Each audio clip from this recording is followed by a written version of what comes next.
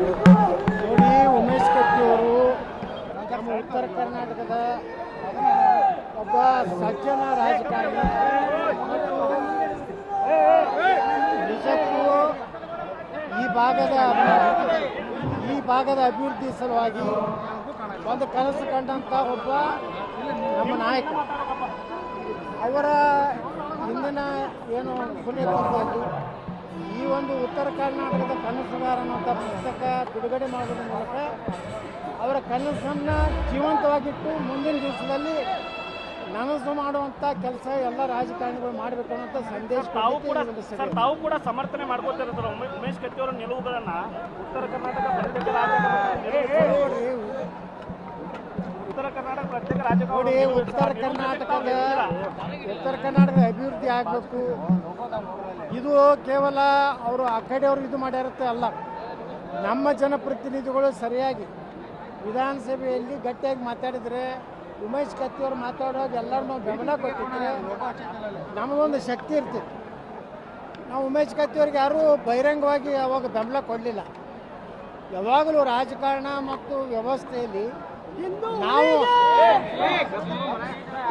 ನಮ್ಮ ಏನೋ ಒಂದು ಬೇಡಿಕೆ ಅದೋ ನಮ್ಮ ಅನ್ಯಾಯವನ್ನು ವಿಧಾನಸಭೆಯಲ್ಲಿ ಗಟ್ಟಿಯಾಗಿ ಮಾತಾಡುವಂಥವ್ರು, ವೇದಿಕೆ ಮೇಲೆ ಗಟ್ಟಿಯಾಗಿ ಮಾತಾಡಿದ್ರೇ ನಮಗೆ ನ್ಯಾಯ ಸಿಗ್ತದೆ ಅನ್ನೋಂಥದ್ದು ಉಮೇಶ್ ಕತ್ತಿಯವರು ಒಂದು ಮಾದರಿ ನಮಗೆಲ್ಲರಿಗೂ ಇದ್ದಾರೆ.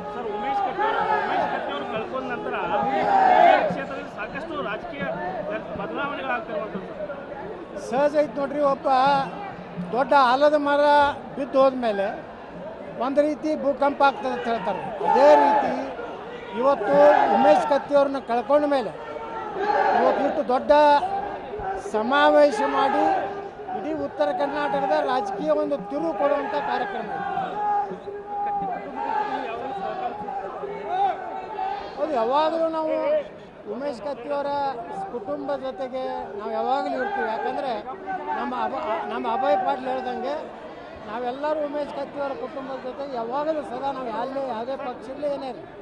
ಯಾಕಂದರೆ ಉಮೇಶ್ ಕತ್ತಿಯವರ ಒಂದು ದೊಡ್ಡ ಕೊಡುಗೆ ಉತ್ತರ ಕರ್ನಾಟಕ ಇದೆ. ಅವರೊಬ್ಬ ಅಭಿವೃದ್ಧಿಯ ಚಿಂತಕರಿದ್ದರು. ಉತ್ತರ ಕರ್ನಾಟಕದ ಬಗ್ಗೆ ಕಳಕಳಿ ಇತ್ತು. ಹೀಗಾಗಿ ಯಾವ ವ್ಯಕ್ತಿ ತನ್ನ ಸಮಾಜ ತನ್ನ ಭಾಗವನ್ನು ಪ್ರೀತಿ ಮಾಡ್ತಾನೋ ಅವ್ರನ್ನ ನಾವು ಸಹ ಗೌರವ ಕೊಡಬೇಕು, ಪ್ರೀತಿ ಮಾಡ್ತೀವಿ. ಸರ್, ಕೂಡಲ ಸಂಗಮ ಶ್ರೀಗಳನ್ನ ಉಚ್ಚಾಟನೆ ಮಾಡಿರುವಂಥದ್ದು ಪ್ರಮುಖವಾಗಿ ನೀವು ಯಾವುದೇ ಪ್ರತಿಕ್ರಿಯೆ ಕೊಟ್ಟಿಲ್ಲ. ಯಾರು ನೀವು ಸರ್ ನೋಡ್ರಿ, ಉಚ್ಚಾಟನೆ ಅಲ್ಲದು. ಕೂಡಲ ಸಂಗಮ ಪೀಠಕ್ಕೂ ಆ ಟ್ರಸ್ಟಿಗೂ ಏನೂ ಸಂಬಂಧ ಇಲ್ಲ. ಅದು ಒಂದು ಕುಟುಂಬ ಟ್ರಸ್ಟು, ಅದು ಒಂದು ಕಳ್ಳರ ಕೂಟ. ಅದಕ್ಕೆ ನಮ್ಮ ಕೂಡಲ ಸಂಗಮ ಶ್ರೀಗಳ ಪೀಠಕ್ಕೆ ಯಾವುದೇ ಸಂಬಂಧ ಇಲ್ಲ. ಉಚ್ಚಾಟನೆ ಅನ್ನುವಂಥ ಪ್ರಶ್ನೆನೇ ಬರೋದಿಲ್ಲ. ಅದ್ರ ಬಗ್ಗೆ ನಾವು ಮಾತಾಡಿಲ್ಲ. ಶ್ರೀಗಳು ದಾವಣಗೆರೆಯಲ್ಲಿ ಆಸ್ತಿ ಮಾಡಿದಾರೆ ಅಂತ ಆರೋಪ ಮಾಡ್ತಾರೆ. ದಾಖಲೆ ಕೊಡಬೇಕಾಗ್ತದೆ. ಬೇಕಾಬಿಟ್ಟು ಏನಾರೇ ಬ್ಲ್ಯಾಕ್ ಮೇಲ್ ಮಾಡೋದೇನದಲ್ಲ, ಮಾಡಬಾರ್ದು. ಎಲ್ಲಿ ಆಸ್ತಿ ಮಾಡ್ಯಾರ, ಯಾವ ಸರ್ವೆ ನಂಬರ ಉತ್ತಾರೆ. ನೀವೇನು ಹಲ್ಕಟಗಿರಿ ಮಾಡಿರಲ್ಲ ಆ ಟ್ರಸ್ಟ್, ನಾವು ದಾಖಲೆ ಕೊಟ್ಟಿವಿ. 1-2 ಕುಟುಂಬದ ಆಸ್ತಿ ಆಗಿಬಿಟ್ಟಿದೆ. ಅದಕ್ಕೆ ದಾಖಲೆ ಇಲ್ಲಾರ್ದೇ ಆರೋಪ ಮಾಡುವಂಥವ್ರು ನಾಲಾಯಕರು, ಮೂರ್ಖರು.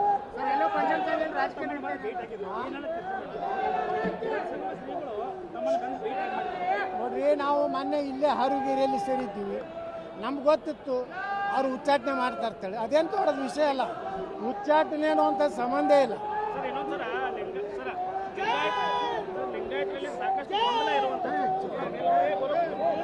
ಸುಮ್ಮನೆಪ್ಪ, ಸಾಕಷ್ಟು ಗೊಂದಲ ಇರುವಂಥದ್ದು. ಒಂದ್ ಕಡೆ ತಾವು ಹಿಂದೂ ಬರ್ಸ್ಬೇಕಂತ ಹೇಳ್ತಾರೆ, ಒಂದ್ ಕಡೆ ಪಂಚಮಸಾಲಿ ಶ್ರೀಗಳು ಲಿಂಗಾಯತ್ ಪಂಚಮಸಾಲಿ ಬರ್ಸ್ಬೇಕಂತ ಹೇಳ್ತಿದ್ದಾರೆ ಸರ್. ಮತ್ತೊಂದು ಕಡೆ ಪಂಚಮಸಾಲಿ ಅಷ್ಟೇ ಬರ್ಸ್ಬೇಕಂತ ಹೇಳ್ತಾರೆ ಸರ್. ಎಲ್ಲ ನೋಡಿ, ಲಿಂಗಾಯತ ವೀರಶೈವ ಭಾರತ ಸಂವಿಧಾನದಲ್ಲಿ ಅದಕ್ಕೆ ಧರ್ಮದ ಒಂದು ಸಂಕೇತ ಇಲ್ಲ. 6 ಧರ್ಮಗಳನ್ನು ಮಾತ್ರ ಮಾನ್ಯತೆ ಇದಾವೆ. ಏನು ಬಾಬಾ ಸಾಹೇಬ್ ಅಂಬೇಡ್ಕರ್ ಅವರ ಸಂವಿಧಾನದಲ್ಲಿ 6 ಧರ್ಮಗಳಿಗೆ. ಇವತ್ತು ನೋಡ್ರಿ, ದಲಿತರು ಹಿಂದುತ್ವ ಬರೆಸ್ತಾ ಇದ್ದಾರೆ. ಎಲ್ಲ ಸಮುದಾಯದವರು ಹಿಂದುತ್ವ ಬರೆಸ್ತಾ ಇದ್ದಾರೆ. ಯಾಕಂದರೆ ಹಿಂದೂ ಬರೆಸದೇ ಇದ್ದರೆ ನಮಗೆ ಸಿಗುವಂಥ ಸೌಲಭ್ಯಗಳು ಸಿಗುವುದಿಲ್ಲ. ಲಿಂಗಾಯತ ವೀರಶೈವ ಧರ್ಮನೇ ಇಲ್ಲ. ಎಲ್ಲಿವರೆಗೆ ಅದು ಧರ್ಮ ಅಂತೇಳಿ ಕೇಂದ್ರ ಸರ್ಕಾರ ಅದಕ್ಕೆ ಅನುಮೋದನೆ ಕೊಡ್ತದೆ, ಅಲ್ಲಿಂದ ಬರ್ಸಿದ್ರೆ ಅದಕ್ಕೆ ಸೂಕ್ತ. ಸರ್ ತಮ್ಮ ಹೇಳಿಕೆ ಸರ್ ಒಂದು ಸಾಕಷ್ಟು ಸಂಚಲನ ಮೂಡಿಸಿರುವಂಥದ್ದು ಸರ್ ತಮ್ಮ ಹೇಳಿಕೆ. ಬಸವಣ್ಣವರು ಲಿಂಗಾಯತ ಧರ್ಮ ಸ್ಥಾಪನೆ ಮಾಡಿಲ್ಲ ಅಂತ ಹೇಳಿದ್ರು, ಅದನ್ನ ಹೇಳಿಕೆನ ಸಮರ್ಥನೆ ಮಾಡ್ಕೋತೀರಾ ಸರ್? ಎಲ್ಲಿ ದಾಖಲೆ ಏನದ ಹೇಳ್ರಿ, ಬಸವಣ್ಣವ್ರು ಮಾಡ್ಯಾರ್ತಾರೆ. ಇವರು ಅದೊಂದು ಕೆಲವೊಂದು ಮಂದಿ ಸ್ವಾಮಿಗಳು, ಕೆಲವೊಂದು ರಾಜಕಾರಣಿಗಳು ದುರುಪಯೋಗ ಮಾಡ್ಕೋತಾ ಇದ್ದಾರೆ. ಬಸವಣ್ಣವರು ಅವ್ರು ನಮ್ಮ ಜಿಲ್ಲೆದವ್ರು. ಬಸವಣ್ಣವ್ರಿಗೆ ಯಾವ ರೀತಿ ನಡ್ಕೊಂಡ್ರು ಜನ ಅನ್ನೋದು ನಮಗೆ ಗುರ್ತದೆ, ನಮ್ಮ ಮನೆಗೆ ಎಲ್ಲರಿಗೂ ಗುರ್ತದೆ.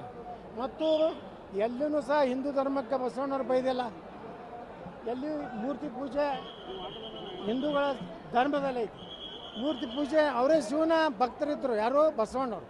ಪ್ರತಿಯೊಂದು ಅವರ ವಚನದ ಕೊನೆಯ ಸಾಲು ಕೂಡಲ ಸಂಗಮ ದೇವ. ಈ ಕೆಲವೊಂದು ನಾಸ್ತಿಕ ಸ್ವಾಮಿಗಳು, ಕಮ್ಯುನಿಸ್ಟ್ ಮೈಂಡೆಡ್ ಇರುವಂಥ ಸ್ವಾಮಿಗಳು ಬಸವಣ್ಣವ್ರನ್ನ ತಮ್ಮ ಮನೆಯ ಆಸ್ತಿ ಅಂತ ಮಾಡ್ಕೊಂಡಾರ. ಬಸವಣ್ಣವ್ರು ಲಿಂಗಾಯತ ಧರ್ಮದ ಸ್ಥಾಪಕರಲ್ಲ. ಸರ್ ಯತ್ನಾಳ್ ಅವರ ಹೇಳಿಕೆ ಸಾಕಷ್ಟು ವಿರೋಧ ವ್ಯಕ್ತ ಆಗ್ತಾ ಇದೆ ಸರ್. ವಿರೋಧಿಗಳಿಗೆ ಏನು ಹೇಳ್ತಾರೆ ಸರ್? ವಿರೋಧಿಗಳು ಅವ್ರು ಹೊಯ್ಕೋತಾರೆ, ನಾವು ಹೇಳ್ಕೊತ ಹೋಗ್ತೀವಿ. Okay sir, thank you sir.